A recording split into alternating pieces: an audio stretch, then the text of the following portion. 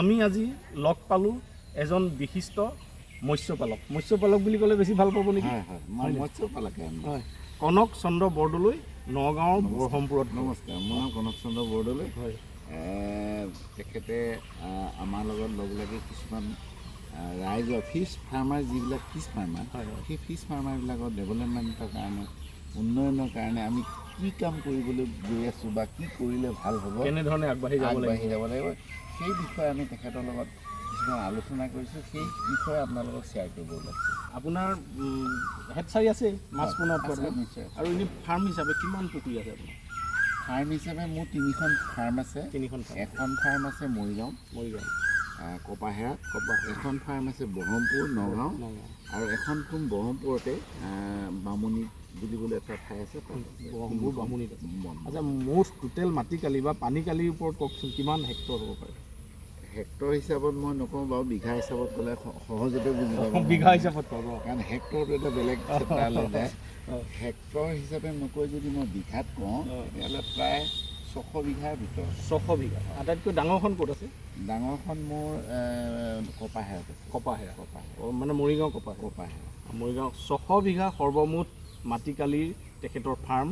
মাছৰ লগতে আৰু কি কি আছে আপোনাৰ? মাছৰ লগত আমাৰ ইণ্টিগ্ৰেটেড গোটেই বস্তু আছে। গাহৰি, হাঁহৰ লগত আছে, হাঁহৰ লগত মাছ আছে, হাঁহৰ লগত আপোনাৰ হাঁহ কুকুৰা আছে, এই মাছৰ লগত হাঁহ কুকুৰা আছে, গৰু আছে, ডেইৰী আছে, পিগাৰী। মুঠতে এখন ফাৰ্মৰ লগত সমন্বিতভাৱে কৰিব পৰা গোটেইখিনি বস্তুৱে আমাৰ ফাৰ্মত পাব। তাৰপিছত এটা কথা কওক, আপোনাৰ হেডচাৰী আছে মানে মাছ পোনা য'ত উৎপাদন হয় হেডচাৰী। এতিয়া সময় হ'ল জুন মাহ, পুখুৰীত পানী হৈছে মানুহৰ, এতিয়া হ'ল মাছ পোনা মেলাৰ মানে এতিয়া ভাল উপযুক্ত। এতিয়া আপুনি কওক, ভাল মাছ পোনা আমি কেনেকৈ পাম বা কেনেকৈ চিনাক্ত কৰিম, ক'ত পাম, আৰু আপুনি কেনেধৰণে মাছ পোনা উৎপাদন কৰে, সেই মূলতঃ এই কথাকেইটাৰ ওপৰত আপুনি আজি ৰাইজক কেইটামান পৰামৰ্শ দিব। খুব ধুনীয়া এটা কথা তেখেতে আমাক ক'বলৈ ক'লে। বিষয়টো এনেকুৱা এটা বিষয় যিটো বিষয়ৰ ওপৰত আমাৰ ফাৰ্মাৰখিনি ডিপেণ্ড কৰিব লগা হয়। যদি আপুনি ভাল পোনাই নাপায় তেনেহ'লে আমি কেতিয়াও মাছৰ পৰা লাভজনক কিবা একো আশা কৰিব নোৱাৰোঁ।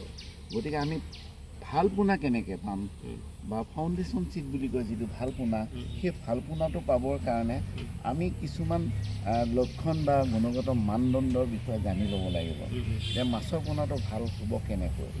কিছুমান পোনা ডাঙৰ হয় বুলি কয়, আমি খুৱাই হৈ থাকে। গতিকে আমি সেই বিষয়টোৰ ওপৰত আলোচনা কৰিবৰ কাৰণে আমাৰ গোলাঘাট জিলাৰ DFDO বিশিষ্ট মানে মীন পালকসকলক লৈ পেলাই আমি আজি এটা আলোচনা কৰিছিলোঁ। গতিকে সেই আলোচনাৰ অন্তত এটা সিদ্ধান্ত হ'ল যে যিসকল আমাৰ ফিছ ফাৰ্মাৰ তেখেতলোকক আমি গুণগত মানদণ্ড পোনা যোগান ধৰিব লাগিব। এতিয়া যোগান ধৰিবলৈ যাওঁতে আমি গুণগত মানদণ্ডৰ ওপৰত আমি যিখিনি ব্যৱস্থা ল'ব লাগে সেইখিনি আমি লৈছোঁ, আৰু সেই বিষয়ে যিটো পোনা গুণগত মানদণ্ড হ'ব এই বিষয়ে আমি বিশদভাৱে আলোচনা কৰি এটা সিদ্ধান্ত লৈছিলোঁ যে আমি পোনাটো গুণগত মানদণ্ড ল'ব লাগিব। সেইটো আমি ক'ৰ পৰা আনিলে ভাল হ'ব, কেনেধৰণৰ পোনা হ'ব লাগিব, কি বিষয়, সেইটো বিষয়ৰ ওপৰত আমি ধুনীয়াকৈ গুৰুত্ব যোগান ধৰিম। এটা কথা কওক, আপুনি যিহেতু নিজেই মাছ পোনা প্ৰডাকশ্যন কৰে, এতিয়া চাওক কোনটো আচলতে ভাল পোনা হ'ব, কেনেধৰণে উৎপাদন কৰিলে তাৰ যিটো মাৰ্ডাৰ ফিছটো কেনেকুৱা হ'ব লাগিব।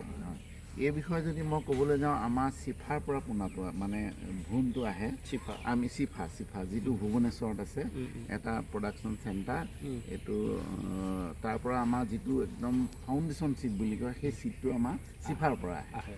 চিফাৰ পৰা অহাৰ পিছত আমি কি কৰোঁ, সেই চিটটো আমি ইয়াত আকৌ কণী প্ৰডাকশ্যনৰ কাৰণে নাৰাখি সেই পোনাখিনি আমি ৰাইজক ফাউণ্ডেশ্যন হিচাপে বিলাই দিওঁ। দিয়াৰ ফলত কি হয়, তাৰ কোনো মানে বংশৰ সালসলনি নোহোৱাকৈ তাৰ ফলত কি হয়, মাছটো বহুত ডাঙৰ হয়। ভাবিব পৰাতকৈ আমি সাধাৰণতে যিবিলাক মাছৰ পোনা প্ৰডাকশ্যন কৰি আছোঁ তাতকৈ বহুত উন্নত মানদণ্ডৰ হোৱাৰ কাৰণে তাৰ গ্ৰোথবিলাক বাঢ়ে, আৰু বেমাৰ আজাৰৰ কাৰণে যিবিলাক এণ্টিবডি পাৱাৰ থাকে তাত থাকে। গতিকে আমি যিমানখিনি পোনা এৰিব বিচাৰোঁ বা যিমানখিনি আমি আশা কৰিব পাৰোঁ মাছৰ পৰা সেইখিনি আমি পাব পাৰোঁ। সেইটো মই ভালকৈ জানো। সেইকাৰণে আমি ভাবিছোঁ যে তেনেধৰণৰ কিছুমান গুণগত মানদণ্ড পোনাহে আমি ফাৰ্মাৰ্ছসকলক যোগান ধৰিব লাগে। নাই আমি দেখোঁ মানে গাঁৱে গাঁৱে মানে চাইকেলত বটোৱা লৈ মানে ঘূৰি ফুৰে, গৃহস্থ চোতাললৈ মাতে আৰু মাছ পোনা মেলে, কিমান মেলিলোঁ বোলে 2000, কিমান মেলিলোঁ 3000। শেষত গৈ বছৰেকৰ মূৰত গৈ দেখে যে মাছ পোনাবিলাক ডাঙৰ নহ'ল। আচলতে সেইবিলাক ক'ৰ পৰা? সেইটোৱে আচলতে সেইটো আমাৰ মানে কৃষকসকল যিসকল মাছৰ লগত জড়িত তেওঁলোকৰ কিছুমান প্ৰাথমিক জ্ঞানৰ অভাৱ আছে।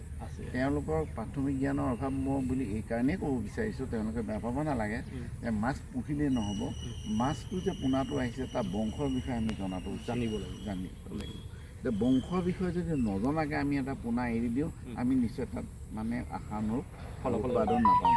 গতিকে আমি বংশৰ বিষয়ে জানিব লগা হ'লে আমি কেনেকৈ জানিম? গতিকে আমি যিসকলে হান্দি লৈ বা হেৰি লৈ আহে, এটা বটোৱা লৈ পেলাই আহি পেলাই ঘৰত পোনাটো দিয়েহি, তেওঁলোকে সেই পোনাটো চিলেকশ্যন কৰিবৰ কাৰণে কিছুমান নিয়ম ফ'ল' কৰিব লাগিব।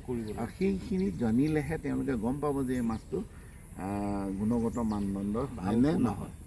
তাৰ কাৰণে আমি এৱাৰনেছৰ ব্যৱস্থা কৰিব লাগিব।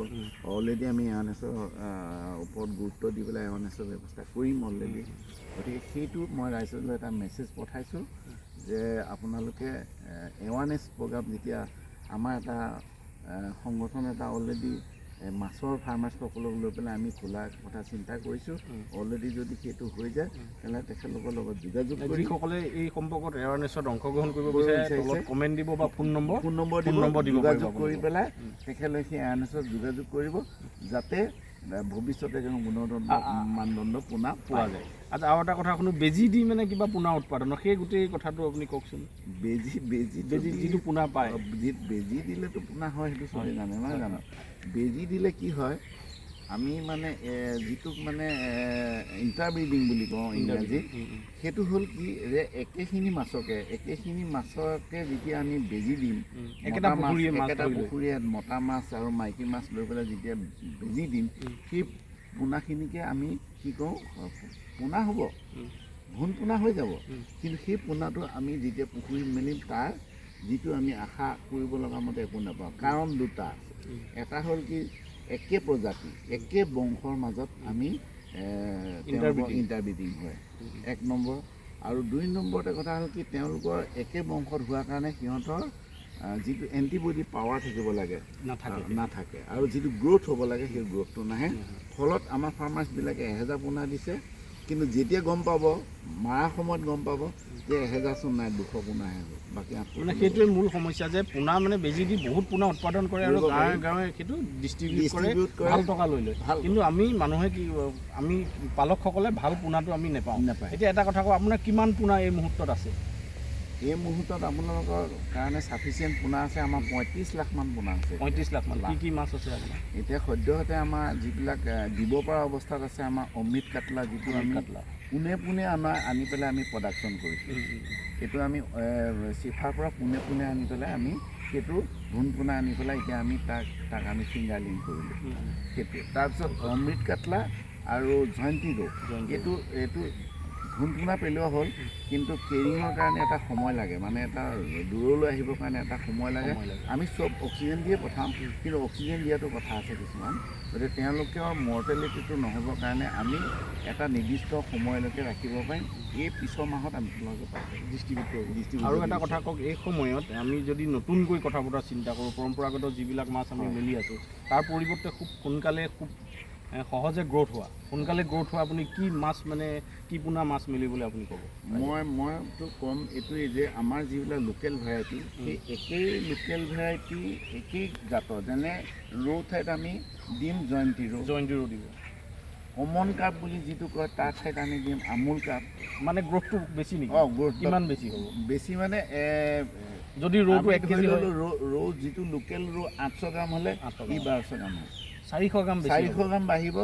একেই খানা, একেই সময়, সম পৰিমাণৰ খাদ্য, একেই সময়, সম পৰিমাণৰ। আপুনি 800 গ্ৰাম হোৱা লোকেল ৰৌটো বনাবলৈ যিমান সময় লাগে, এই 1200 গ্ৰাম কৰিবলৈও কিমান সময় লাগিব, হয়তো তাৰ ঠাইত আপুনি লোকেল যিটো প্ৰজাতিৰ ৰৌ আছে তাৰ ঠাইত আপুনি জয়ন্তী ৰৌটো মানে এইটো মানে আপোনালোকে ল'বৰ কাৰণে আপুনি জয়ন্তী ৰৌ ৰাখিছে? জয়ন্তী আছে। এমাহমানৰ পিছত আপোনালোকে চব পোনাই পাব। তাৰ গ্ৰ'থটো চাগে ভাল হ'ব নিশ্চয়।